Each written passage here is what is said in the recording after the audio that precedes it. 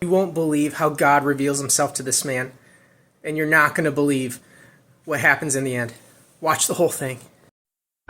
Zechariah, he was a nice person. He was a decent person. He was very smart. He was the only Christian in the whole of the school. And I hated him. And because I thought as a Muslim, I must be better than him. But he was better than I. We started to beat him every single day that we come to school. And we agreed on that night, we need to kill him. It was dark, it was cold, and we went ahead of him. And we were 5 of us. We climbed a tree and we waited there. And from far away, we saw that a torch coming. And the light became bigger and bigger as it approaches us. And the minute that he just went under the tree, we jumped at him. He was crying, he was screaming, he was shouting. We broke his arm, we broke his leg. He started to bleed. And because he started to scream and begging for help, I put my hand in his mouth so that no noise will come out of it. Similar when you are slaughtering a sheep, it's just shivering, and the others were beating him.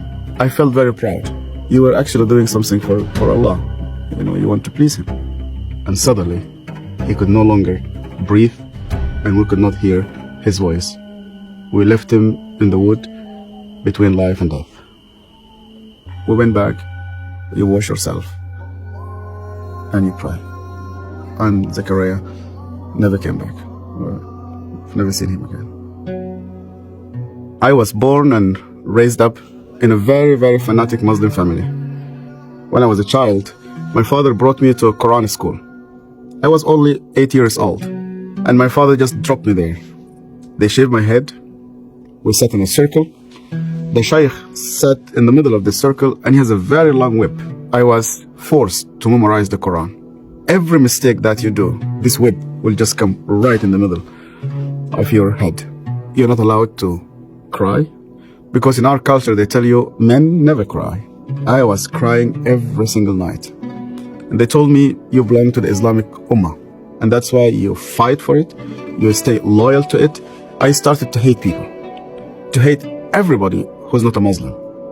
And I especially used to hate the Jews. So I was preparing myself to go and fight for Allah in the jihad. But every night I went to bed, and when we put the light off, I did not know what will happen with me if I die. My cousin was severely sick, and the doctors, they said he's going to die. They gave him only a couple of days. And one day came 2 people. They were Coptic Christians. And one of them wanted to greet me, and then I saw he had a cross. And then I pulled my hand back. I said, well, I'm not going to touch a hand with a cross. And then he said to me, we hear that this child is sick. We would like to pray for him. And only out of politeness, I told them, okay. And they started to speak to God like a person that he speaks to his friend. They said, God, please heal this child.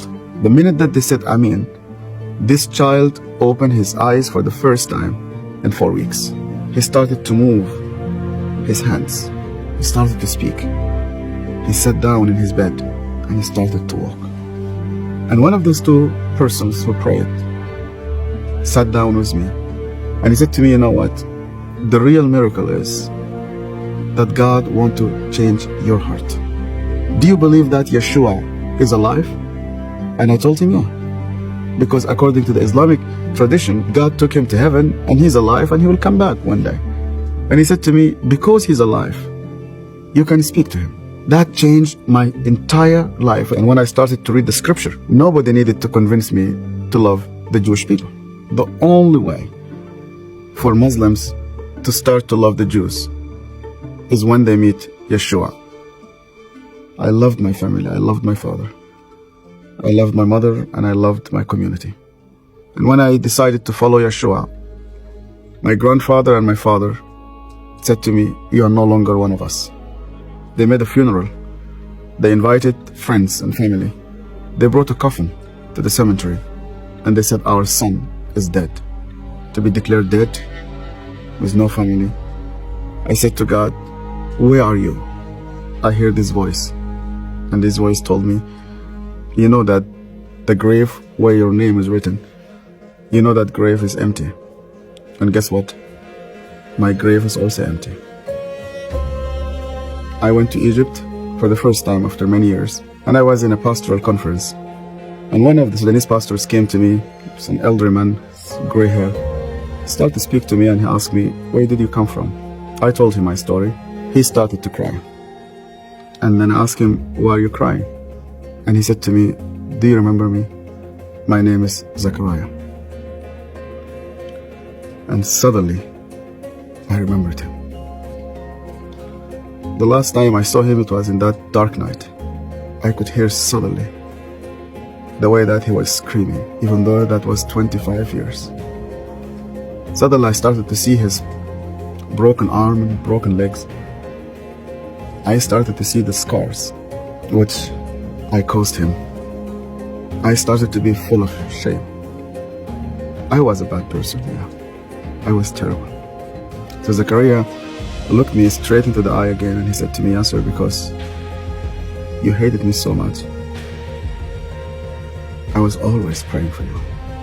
He opened his Bible, and the minute he opened his Bible, I saw that my name was written in the first page. I hated him. He prayed for me. On that day, God confronted me. He said to me, even before you start to think about me, I was thinking about you. To love those who hate you, you need someone whose name is Yeshua. Follow for more testimonies like this.